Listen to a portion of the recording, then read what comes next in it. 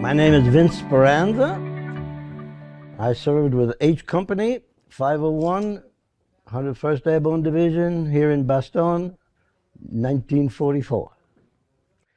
And what I will relate is how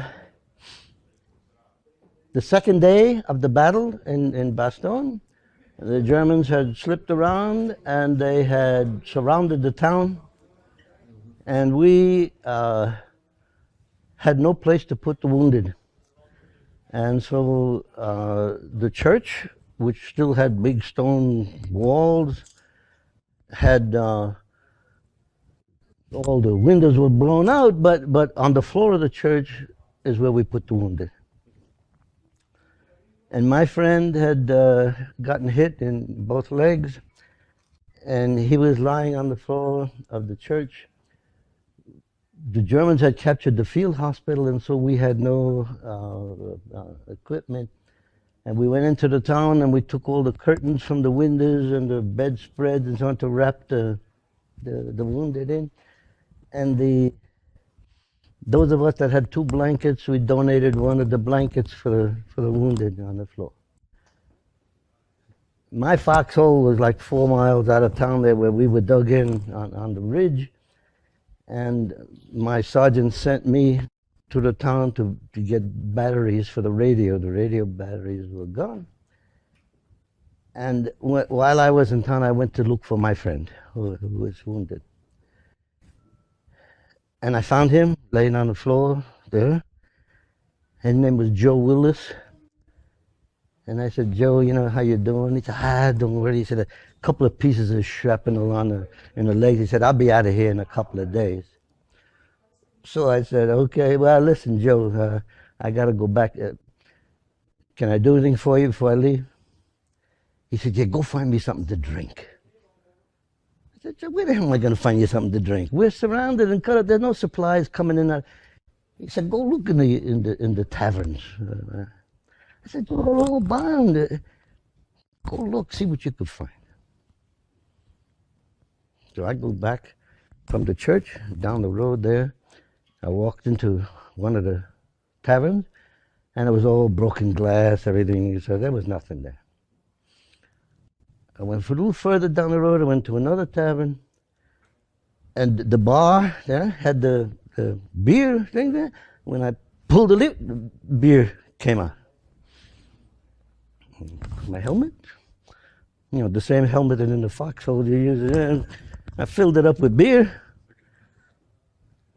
I went back to the church, stepped in there, and hey, Joe, I got some beer.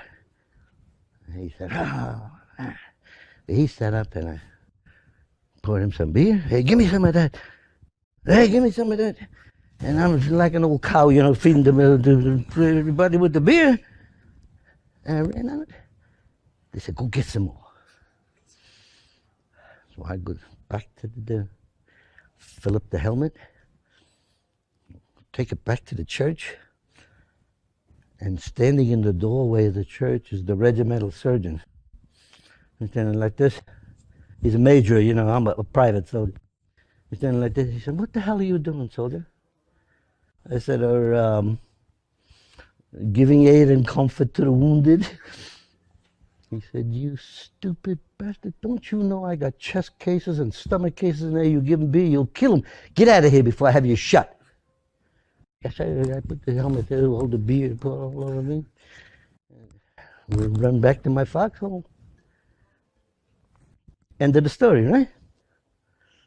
65 years later, I came back to Bastogne for the first time. I got to Bastogne and I meet Marco Killian, Johnny Bona. They were in the store and they said, hey, he said, you were from, I said, yeah, I was here during the war. Oh, he said, we know, who did you serve with? I said, H Company, 501. Oh, he said, we know, we will show you where you were dug in, where the foxhole. My daughter was with me. I was 85 years old. Then they think the family I shouldn't travel alone, and she came, And they took us out of town here. And they said H Company was dug in on both sides of the road here. And I thought it was a machine gun. Said, then your foxhole should be right over here. We walked over there. It was filled in, but you could see the outline. And, you know, hey, after 65 years, you look and you say, good God, this is where I was when I was 19 years old. And they said, I said, no, wait a minute. If this was my foxhole, there's got to be another one over there and one over here, because they always put two riflemen, you know, to protect the machine gun there. And they said, yeah, look. And we went over there. There was it filled in, but you could see the outline. And went over here, and it hits you. This is where you were 65 years ago as a 19-year-old kid. And I said, no, wait, no. Marco, if this is my foxhole, there was a stream over there. I said, because I remember that morning I broke the ice and filled up my canteen just before the mist came up. We knew the Germans were going to attack. He said, yeah. He said, you can't see it because of the grass. And we walked over there, and God damn it, there was the stream. And I said, now I know for sure. This is where I was. And what comes back hitting me now was that first morning of the battle. You know, there was snow all over the road, all over the ground. And there's like a mist. You can't see anything yet. But the German tanks were on the left flank and the right flank. And they opened up and artillery started. And the ground, my machine gun was here, it sloped down for like about 400 yards. I remember I set the sight for 400 yards. And then the ground went up to where the Germans were dug in. They didn't know it, and we didn't know it. But in that valley, there were barbed wire fences covered with snow. But when the first attack came, they ran into the fences. And we went to open up, and the lieutenant said, no, not yet.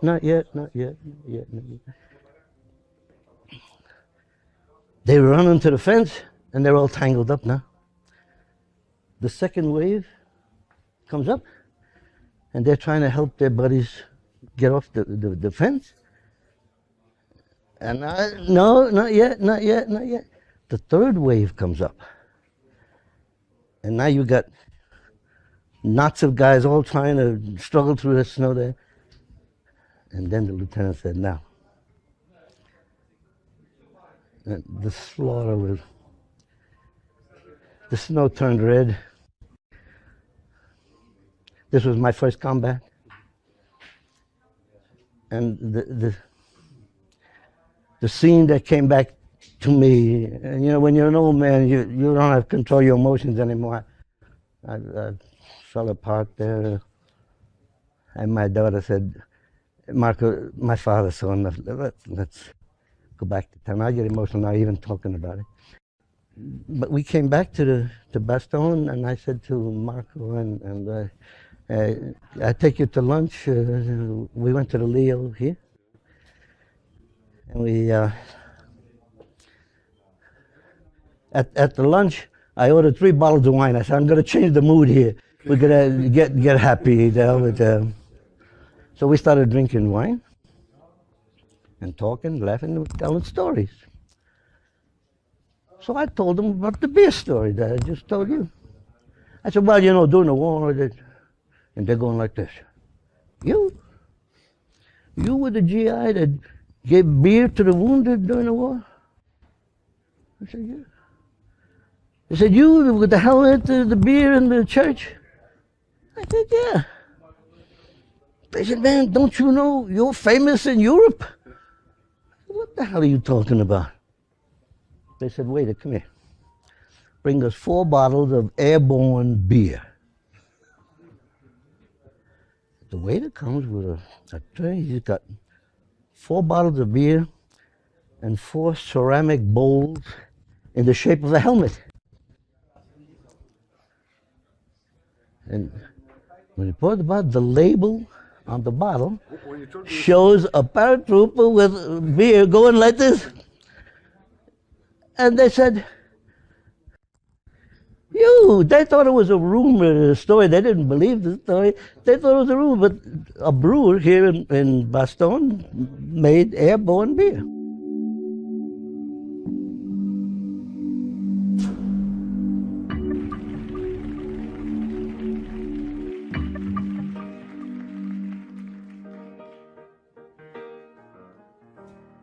Oh, beautiful, for heroes proved in liberating strife.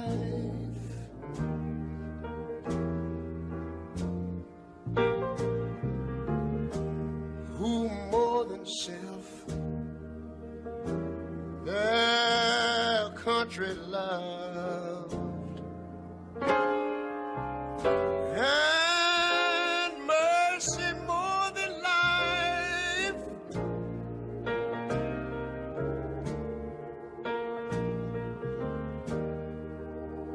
America, America,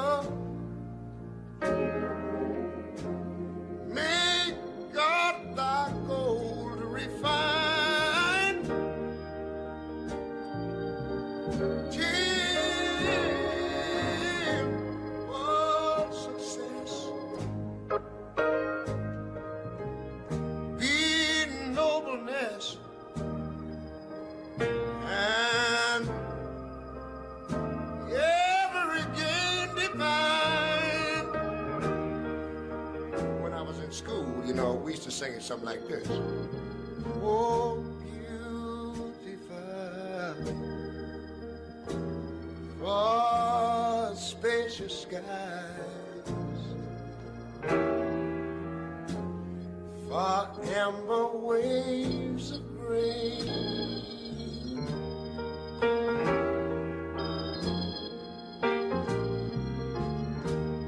for purple mountain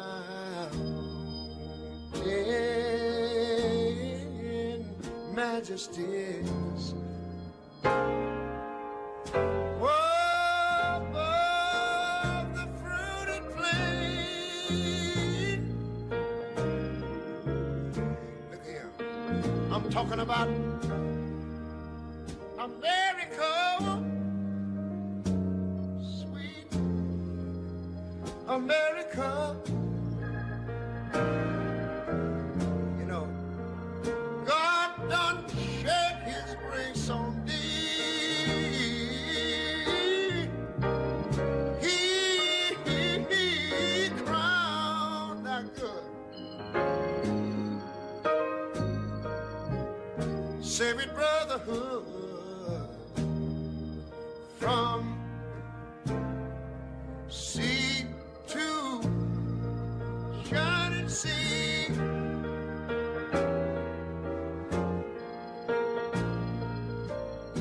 America,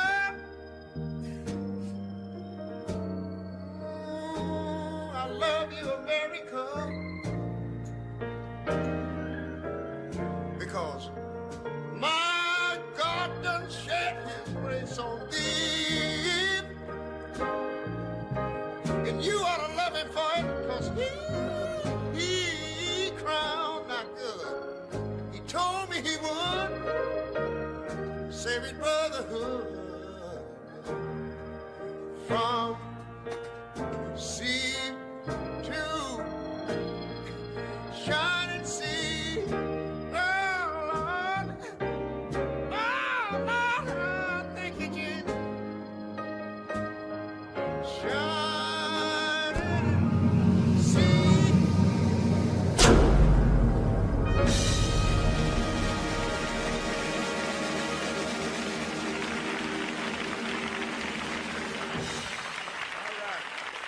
Amen.